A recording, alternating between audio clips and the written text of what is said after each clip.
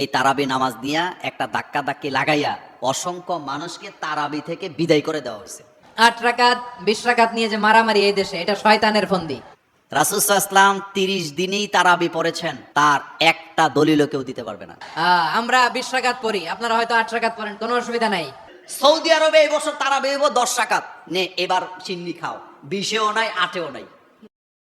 8 রাকাত 20 রাকাত নিয়ে যে মারামারি এই দেশে, এটা শয়তানের ফন্দি। চিল্লায় বলেন, এটা কার ফন্দি? আমরা 20 রাকাত পড়ি, আপনারা হয়তো 8 রাকাত পড়েন, কোনো অসুবিধা নাই। আমরা যারা 20 রাকাত আমরা পড়তেছি, আমরা 20 রাকাতের কথাই বলি, 20 রাকাত আমরা পড়বো আজীবন। সৌদি আরবে মক্কা মদিনায় 20 রাকাত পড়ে, কোনো অসুবিধা নাই। অন্যান্য মসজিদগুলো 8 রাকাত পড়ে, এই নিয়ে এদের মধ্যে মারামারি আছে? হ্যাঁ, এই জন্য রাকাত বিতর্ক এড়িয়ে চলবেন। প্রিয় ভাইয়েরা, আপনার আমল আল্লাহর কাছে কবুল হবে সংখ্যার বিচারে না উত্তমতার বিচারে? বলেন তো, সংখ্যার বিচারে না উত্তমতার বিচারে?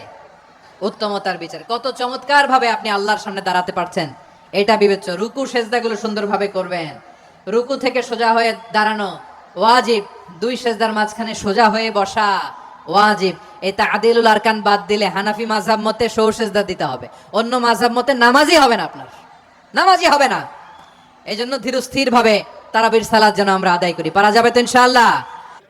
আমাদের দেশে এই তারাবি নামাজ দিয়া একটা ধাক্কা ধাক্কি লাগাইয়া অসংখ্য মানুষকে তারাবি থেকে বিদায় করে দেওয়া হয়েছে। এটা বাড়াবাড়ি। এটা কি 100% এটা বাড়াবাড়ি। আপনি যে 8 রাকাত পড়বেন, আমার কোনো আপত্তি নেই, আপনি 8 রাকাত পড়েন, কিন্তু 20 রাকাত ওয়ালাদেরকে 8 রাকাতে টেনে নামানোর অধিকার আপনার নাই, কারণ এটা নফল নামাজ। নফল নামাজ আমার ইচ্ছা হয়েছে আমি 20 রাকাত পড়বো, আমার ইচ্ছা হয়েছে আমি 40 রাকাত পড়বো, আমার ইচ্ছা হয়েছে আমি 31 রাকাত পড়বো, আমার ইচ্ছা হয়েছে আমি 8 রাকাত পড়বো। আপনি আমাকে ফতুয়া দিয়া নড়াচড়া করাবার ক্ষমতা আপনার নাই। কি যে একটা দ্বন্দ্ব চলতেছে, এক দলকে যা তারাবি পড়তাম না, এরকম হচ্ছে তো হচ্ছে। দুঃখজনক, কষ্টের ব্যাপার। রাসূল সাল্লাল্লাহু আলাইহি ওয়াসাল্লাম তারাবি নামাজ যেভাবে পড়েছেন আমাদের মতো পড়ে নাই। হাদিসটা সবাই জানে, কিন্তু কেউ ভয়ে বলে না। রাসূল সাল্লাল্লাহু আলাইহি ওয়াসাল্লাম 30 দিনেই তারাবি পড়েছেন, তার একটা দলিলও কেউ দিতে পারবে না। অথচ আমরা এটা নিয়ে ঝগড়া লেগে আছে। আবার কালকে সকালে কই না যে মোল্লা ভাই তারাবি নামাজের বিরুদ্ধে ফতুয়া দিছে। আমি তারাবি নামাজের বিরুদ্ধে ফতুয়া দেই নাই, আমি তারাবি নামাজের রাকাত নিয়ে ফতুয়া বাজদের বিরুদ্ধে ফতুয়া দিছি। একটা লোক যদি 8 রাকাত পড়ে আমাদের কোন আপত্তি আছে? সওয়াব পাইব কয় রাকাতে? 8 রাকাত, এটা নফল নামাজ। কিন্তু আরেকজন লোক 20 রাকাত পড়ে, আপনি 20 রাকাতে বাধা দিয়ে তারে টাইনা 8 রাকাতে আনবেন কেন? এটা তো নফল ইবাদত, আপনার কোন অধিকার নাই এটা নিয়ে মারামারি করা। সৌদি আরবে এই বছর তারাবি হইব 10 রাকাত, নে এবার চিন্নি খাও, 20-এও নাই 8-এও নাই। কততে গেছে? তো 20-এও নাই, তো কোনটা ঠিক? এবার যাও তুমি যা ফতুয়া দাও, কানের চামড়া ফাটাইলে থাবড়াইয়া। মক্কা মদিনায় কোন বছর 20 রাকাত তারাবি হয়, কখনো 8 রাকাত হয়, কখন এইবার দিছে ঘোষণা কয় রাকাত? তা আপনি যা ফতুয়া দেন যে 10 রাকাত মানি না। এবার বুঝছেন তো ঘটনাটা কোন জায়গায় ঘটছে? এটা নফল নামাজ। শোনেন, তারাবি নামাজ কয় রাকাত পড়ছেন এটা গুরুত্বপূর্ণ নয়, কত সময় লাগাইয়া পড়ছেন সেটা গুরুত্বপূর্ণ। আমি কি কথা বুঝাইতে পারলাম? আমার প্রিয় ভাইরা, ধীরস্থির ভাবে কোরআন তেলাওয়াত করুন, তাড়াহুড়ো করে নয়। আনাস রাদিয়াল্লাহু তাআলা আনহু বলতেন, রুব্বা কারিলিল কুরআন ওয়াল কুরআনু ইয়ালআনহু। কোরআনের অনেক কারি আছে যারা কোরআন পড়ে কিন্তু সওয়াব পায় না, বরং আল্লাহর কোরআন তার বিরুদ্ধে আল্লাহর দরবারে নালিশ করে আর লানত করতে থাকে। আমরা কি ওই রকম কোরআনের তেলাওয়াতকারী হতে চাই? না। ধীরস্থির ভাবে ওয়ারাত্তিলিল কুরআনা তারতিলা, তারতিলের সাথে পড়বেন। বিষ্ণু ঈসা ইসলাম কানা ইয়ামুদ্দু সাওতাহু মাদ্দান, টেনে টেনে পড়তেন।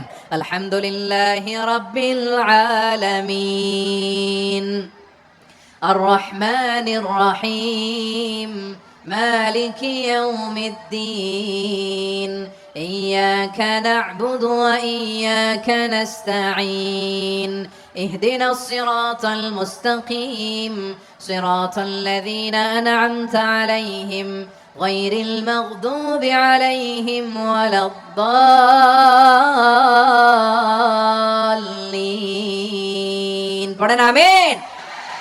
কানা ইয়ামুদ্দু সাওতাহু মাদ্দান, টেনে টেনে পড়তেন। ওয়া কানা ইউকাত্তিউ আয়াতাহু, ইউকাত্তিউ আয়াতান আয়াতান, প্রত্যেক আয়াত পড়ে পড়ে তিনি থামতেন। এভাবে কোরআন পড়তে হবে। আমাদের অনেক মা বোনেরা আজকের এই চাপাই নবাবগঞ্জের প্রোগ্রামের অনেকগুলো মহিলা প্যান্ডেল আমি ল্যান্ডিং করার সময় দেখেছি। আমার অনেক বোনেরা ওনারা কোরআন খতম করতে যে এমন ভাবে তেলাওয়াত করেন, কোরআন তেলাওয়াতের আদব আর অবশিষ্ট থাকে না। আমরা তার তিলের সাথে তেলাওয়াত করব, যেমনটি আমি পড়ে শোনালাম। বিষ্ণু ইসলাম প্রতি আয়াত শেষে থামতেন, টেনে টেনে পড়তেন, তার তিলের সাথে পড়তেন, সুর করে পড়তেন। মানলাম ইয়াতাগান্না বিল কোরআন ফালাইসা মিন্না, যে সুর করে কোরআন পড়ে না সে আমার উম্মত হতে পারে। জাইনুল কোরআন বিআসওয়াতিকুম, বিষ্ণু বলেন সুর করে কোরআন পড়বা। অনেকে কোরআনের খতম তুলবার জন্য কোরআনরে একেবারে খতম করে দেয়, এরকম আছে না নাই? কোরআনের খতম তোলার জন্য কোরআন রে কি করে একেবারে খতম করে দেয় না।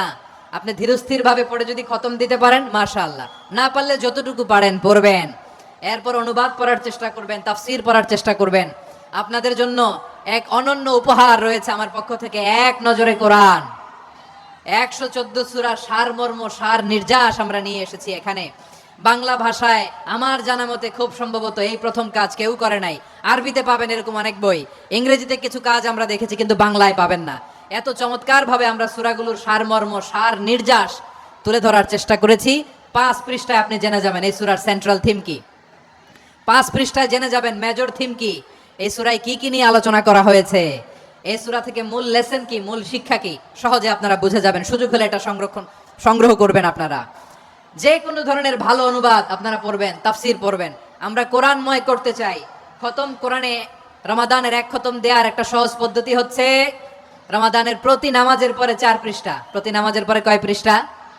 4 পৃষ্ঠা। তাহলে 5 ওয়াক্তে 4 পাঁচা 20 পৃষ্ঠা। হেফজ কোরআন গুলো 20 পৃষ্ঠা 1 পারা। এভাবে 30 দিনে আপনার 1 খতম হয়ে যাবে। আমরা যেন তার তিলের সাথে বিশুদ্ধভাবে কোরআন তেলাওয়াত করতে পারি, আল্লাহ তৌফিক দান করুক। পড়েন আমিন। ধীরস্থির ভাবে তারাবির সালাত গুলো যেন আমরা আদায় করি। তাড়াহুড়ো করবেন না আল্লাহর ওয়াস্তে, তাড়াহুড়ো করবেন না, তাহলে কোরআন আমাদের জন্য বদদোয়া করবে। তাড়াহুড়ো করবেন তারাবির নামাজে। তারাবির নামাজ সালাতুত তারাবিহ মানে বিশ্রামের নামাজ। আর আমরা পড়ি সালাতুল কিতার, রেলগাড়ির মতো নামাজ। চিল্লায় বলেন ঠিক কি না? না, এরকম করবেন না। ইমাম সাহেবদেরকে আশ্বস্ত করুন যে ইমাম সাহেবরা আমরা পিছনে আসি আপনাদের সাথে, আপনি আস্তে আস্তে পড়েন, তার তিলের সাথে পড়েন, ধীরস্থির ভাবে তারাবির সালাত পড়বেন। সারা বছর এই সুযোগ হয় না দাঁড়িয়ে কোরআন শোনার, এরকম আয়োজন ব্যবস্থাপনা সারা বছর আর আমরা পাই বলেন তো? না।